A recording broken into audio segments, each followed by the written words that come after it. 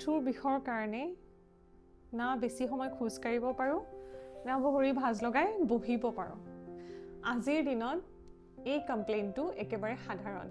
গতিকে আমি কিছুমান সাধাৰণ এক্সাৰসাইজ কৰি এই আঁঠুৰ বিষৰ পৰা উপশম পাব পাৰোঁ লগতে অন্য কিছুমান উপায়ও আমি ল'ব লাগিব কিন্তু সাধাৰণ এক্সাৰসাইজ কিছুমান আমি সদায় কৰাটো অত্যন্তই আৱশ্যকীয় গতিকে মই দেখাম আজি আমি সাধাৰণ কিছুমান বস্তুৰ সহায়ত আঁঠুৰ বিষৰ কাৰণে এক্সাৰসাইজ কিছুমান কৰিব পাৰোঁ এনেকুৱা পাতল গাৰু ল'ব পাৰি তলত গাৰু সহায় ল'ব পাৰি বা এনেকুৱা ব্লেংকেট যদি থাকে পাতল ব্লেংকেটৰ এনেকুৱা সহায় ল'ম আমি আঁঠুৰ তলৰ অংশত এই ব্লেংকেটখন ৰাখি আঁঠুটো এনেকৈ প্ৰেছ কৰিম লগতে গৰু হাতো ফ্ল'ৰত প্ৰেছ কৰিম কৰি ভৰি আঙুলি গাৰ পিনে টানিম আৰু হাত দুখন আঁঠুৰ ওপৰত ৰাখিম আৰু আঁঠুকেইটা প্ৰেছ কৰিছোঁ ব্লেংকেটৰ ওপৰত গৰু হাতকেইটা প্ৰেছ কৰিছোঁ আমি ফ্ল'ৰৰ ওপৰত এনেকৈ প্ৰেছ কৰি আঙুলি ভিতৰৰ পিনে টানিছোঁ আকৌ প্ৰেছ এণ্ড ৰিলিজ ইয়াতে লগতে মনত ৰাখিব উশাহ নিশাহৰ ৰিডিমটো এনেকুৱা হ'ব যে উশাহ লৈছোঁ আৰু ভৰিখন ৰিলিজ কৰাৰ লগে লগে উশাহ এৰিছোঁ উশাহ লৈছোঁ এণ্ড ৰিলিজ কৰি উশাহ এৰিছোঁ উশাহ লৈছোঁ আৰু উশাহ এৰিছোঁ লগতে আঁঠুটো প্ৰেছ কৰিছোঁ গৰুহা প্ৰেছ কৰিছোঁ আঙুলি ভিতৰলৈকে সোমাইছোঁ উশাহ লৈছোঁ উশাহ এৰি ভৰিখন লুজ কৰি দিছোঁ এনেকৈ 10 to 20 টাইমছ এভৰি ডে কৰিব নেক্সট এক্সাৰসাইজ মই আৰু এটা দেখাম শুই পেলাই বিচনাত শুইও কৰিব পাৰিব ফ্ল'ৰৰ ওপৰতো এনেকুৱা মেট বা কিছুমান পাটিৰ সহায় লৈ পেলাই বিচনাত শুইও কৰিব পাৰিব আৰু তেতিয়া মোক দুপাট্টা বা এনেকুৱা ষ্ট্ৰিপ কিছুমান থাকে ষ্ট্ৰিপৰ সহায়ত কৰিব পৰা যাব বা দুপাট্টা যদি থাকে কাপোৰ সহায়তো আমি কৰিব পাৰিম নেক্সট দুপাট্টাৰ সহায়ত কেনেকৈ কৰিম চাওক শুৱাৰ আগতে কি কৰিম ভৰিৰ তলুৱাৰে গৰুহালৈকে বেছি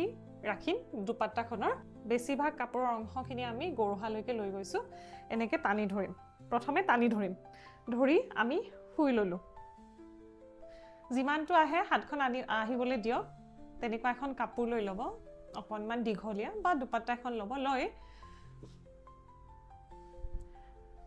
নিজৰ শৰীৰটো চিধা স্পাইন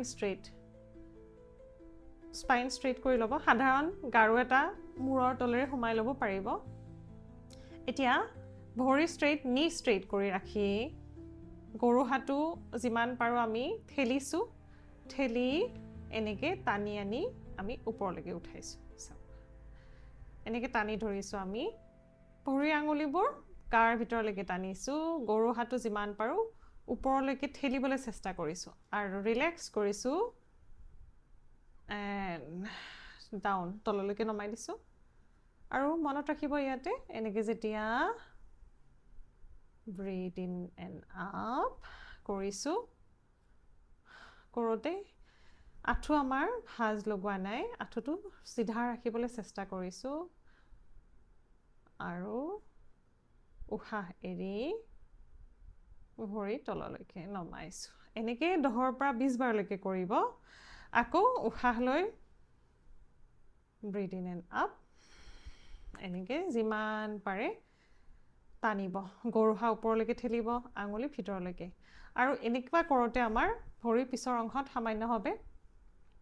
টনাৰ নিচিনা অনুভৱ কৰিম এইটো স্বাভাৱিক কথা কাৰণ আমি নিজে খুব যত্নৰে ভৰিখন চিধা কৰিছোঁ আঁঠু চিধা কৰিছোঁ আৰু উশাহ এৰি